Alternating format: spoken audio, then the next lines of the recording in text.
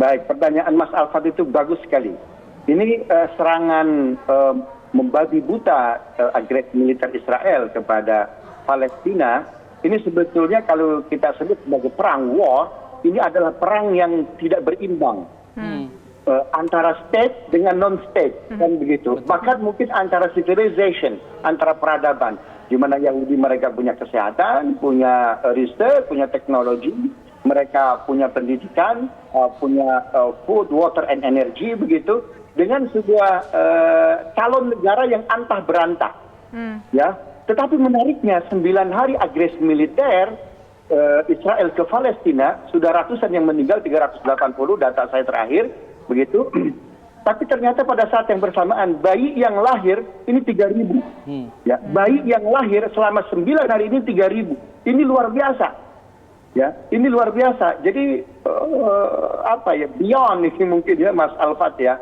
Nah, kalau dilihat dari kalkulasi politik, kemudian kalkulasi alutsista ya, sangat tidak berimbang. Tetapi mungkin pasokan suplai senjata dari negara tetangga, misalkan Iran dan Turki, walaupun itu tidak menjamin kekuatan ini berimbang, tetapi paling tidak bisa memberikan rasa takut lah, bisa memberikan sedikit perimbangan itu dari khususnya para pejuang Hamas ya, Palestina, untuk para serdadu Israel. Saya kira seperti itu Mas Alfat. Oke, kita dari data-data yang ada, mungkin juga analisis yang ada, kita ingin kembali ke Pak Zuhairi. Pak Zuhairi, dengan kondisi yang ada mungkin tidak Palestina ini kembali mendapatkan ataupun katakanlah Yerusalem Timur ini bisa menjadi ibu kota Palestina dengan kondisi yang ada. Ada data-data yang menunjukkan ini beyond, banyak yang meninggal tapi banyak juga bayi yang lahir. Ya, saya ingin menjawab pertanyaan tadi yang belum dijawab, bahwa apakah mungkin Palestina menguasai kembali Yerusalem Timur. Pertanyaannya bukan apakah mungkin, tetapi bagaimana caranya menguasai Yerusalem Timur secara utuh. Kita bisa merujuk kepada kesepakatan yang paling terakhir di Oslo tahun 93, tetapi sesungguhnya bisa ditarik pada tahun 67. Di mana pembagian wilayah itu ketika masih atau kita balik jauh ke tahun 48 ketika Israel itu merdeka. Tetapi memang yang paling realistis itu adalah 1993, karena 1993 itu sebenarnya hampir terjadi satu kesepakatan besar ya di antara pihak Israel dan Palestina. Nah, oleh karena itu sekarang ini kalau kita bicara yang realistis, saat ini sekarang adalah mengembalikan Sheikh Jarrah kepada warga Palestina. Jadi itu sebagai momentum untuk bagaimana menekan Israel. Nah, supaya Sheikh Jarrah itu dikembalikan kepada warga Palestina. Nah, setelah itu kemudian dilakukan perundingan dengan melibatkan negara-negara lain, termasuk juga Indonesia. Indonesia dianggap tidak mempunyai satu kepentingan geopolitik. Indonesia perjuangannya betul-betul otentik, yaitu perjuangan untuk kemerdekaan Palestina. Dan yang terakhir yang paling penting adalah gencatan senjata. Karena bagaimanapun kita sangat sedih, kita marah, dan dunia marah ya. Demonstrasi hari ini kita melihat di Jakarta, di depan kedutaan Amerika Serikat itu terjadi demo yang diliput secara live oleh stasiun Al Jazeera. Itu artinya kita semua marah bahwa serangan-serangan agresi, rudal-rudal yang membunuh anak-anak dan perempuan, orang-orang yang tidak bersalah di jalur Gaza itu harus dihentikan, karena bagaimanapun kita semua berharap ada satu keadilan bagi Palestina, dan keadilan bagi Palestina itu adalah kemerdekaan dengan teritori Yerusalem Timur sebagai wilayah Palestina dan Masjid Aqsa atau Yerusalem Al-Quds sebagai kota dari Palestina. Baik.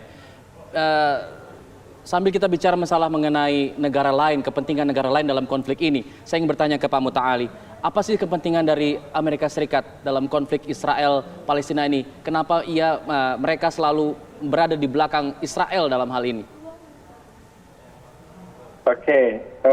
Dulu orang tua kita Mas Alfat ya sering mengatakan bahwa Israel adalah Amerika kecil, Amerika adalah Israel besar.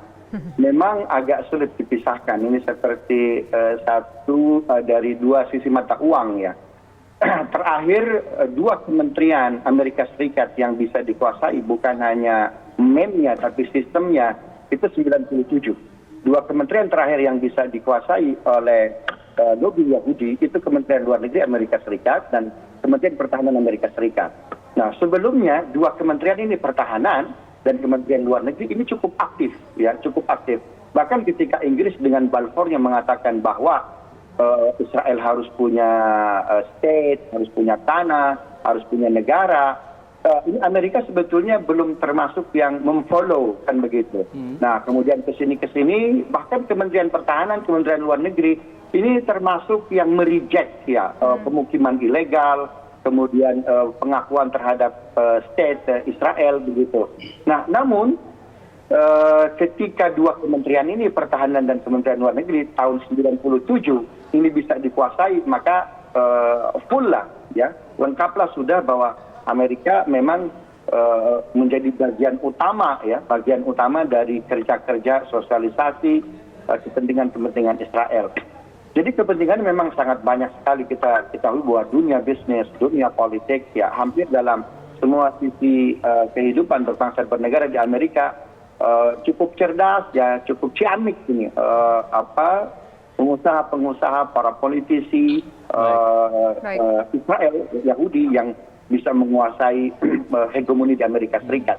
Saya ingin sedikit tadi Mas Alfad ya, apakah mungkin ini Yerusalem Timur dijadikan sebagai ibu kota Palestina? Kita tahu bahwa 2016 Amerika Serikat dengan Donald Trump-nya ini mengatakan bahwa Yerusalem adalah ibu kota Israel Raya. Jadi dan Amerika sangat paham bahwa ini adalah status quo, negara status quo, wilayah status quo yang tidak boleh baik Palestina ataupun Israel mengklaim ini adalah bagian dari mereka. 2002 itu ada proposal yang diajukan oleh Jordan dan diamini itu oleh OKI. Apa proposal itu? Two-state solution.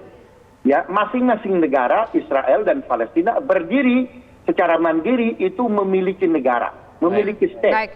Nah, dan luar biasanya dalam perjanjian itu Israel boleh memiliki 60% dari tanah yang sudah dia kuasai.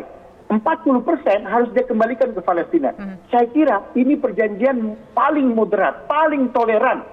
Tetapi tumbuh pun demikian ternyata di-reject pula oleh pemerintahan Benjamin Netanyahu. Saya kira seperti itu, Mbak Tira dan Mas Alfat ya. Baik, terima kasih Bapak atas waktunya sudah bersedia berbincang bersama kami di program Kabar Petang. Assalamualaikum warahmatullahi wabarakatuh. Waalaikumsalam.